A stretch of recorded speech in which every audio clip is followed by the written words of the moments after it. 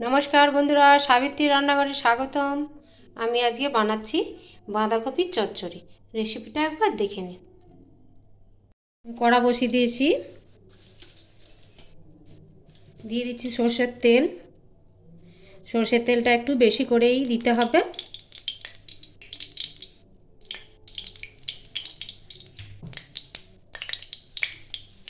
দুটো তেজপাতা, দুটো শুকনো লঙ্কা, পাঁচ ফোড়ন। পাঁচ ফোড়নটা একটু বেশি দিতে হবে। এগুলো একটু ভাজা হবে ভালো করে। এখানে আমি অনেক রকমের সবজি কেটে রেখেছি। আলু, বেগুন, ওলকপি, মূলো, শিম, একটা টমেটো নিয়েছি। এবার আমি কড়াটা গরম হয়ে গেছে, ভালো করে ভাজা হয়ে গেছে, আমি আলুগুলো দিয়ে দেবো। আলুগুলো আর ওলকপিগুলো একটু আমি হালকা ভেজে নেব।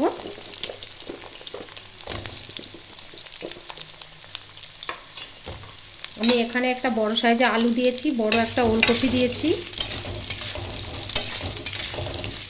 এটা 1 থেকে 2 মিনিট আমি একটু ভাজবো। আলুগুলো আমার ভাজা হয়ে গেছে, আমি এই সবজিগুলোও আমি দিয়ে দেবো।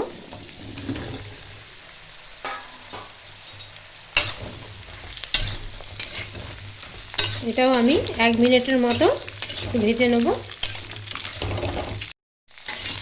সবজিগুলো ভাজা হয়ে গেছে, এবার দিয়ে দেবো 4টে কাঁচা লঙ্কা, একটা টমেটো, পরিমাণ মতো লবণ,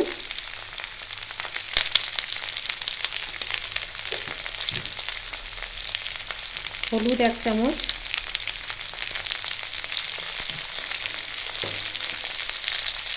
লঙ্কা 1 চামচ,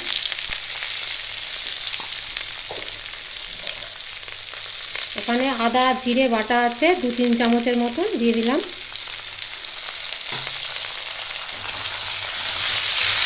তো ভালো করে আমি একটু কষিয়ে নেব।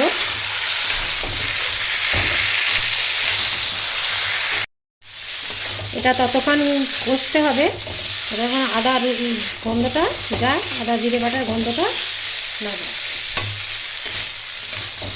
2-3 মিনিট কষলেই হয়ে যাবে। না, এটা কষানো হয়ে গেছে, এবার দিয়ে দেবো আমি বাঁধাকপি। বাঁধাকপিটা একটু ভালো করে নাড়তে হবে। এটা একটা নিরামিষ পদ, এই রান্নাটা কিন্তু করলে খেতে খুব সুন্দর লাগে।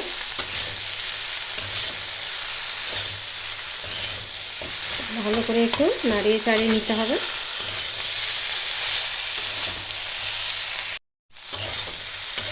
ভালো করে একটু নাড়াচাড়া করে একটু মিডিয়াম টু লো ফ্লেমে দিলে একটু ঢেকে দিতে হবে। বাঁধাকপিটা একটু একটু জ্বলে যাবে।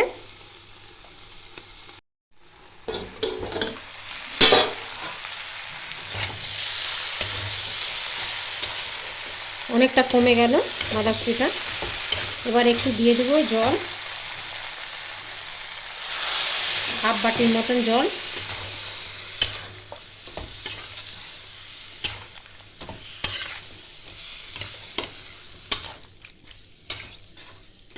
আর একটু লাগবে জলটা।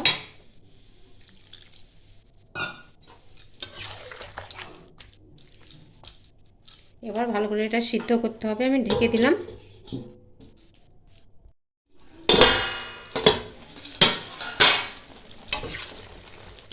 আমি একবার ঢাকাটা খুলে নাড়াচাড়া করে দিয়েছিলাম, জলটা একদম শুকনো হয়ে গেছে। এইভাবে একটু ঘেঁটে দিতে হবে, একদম শুকনো শুকনো হবে যেন না রস থাকে।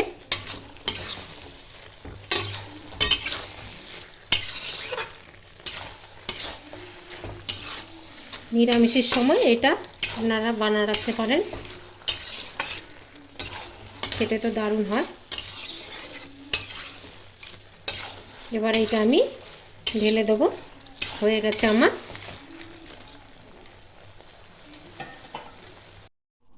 উপর থেকে একটু ভাজা জিরে গুঁড়ো ছড়িয়ে দিলাম অল্প করে।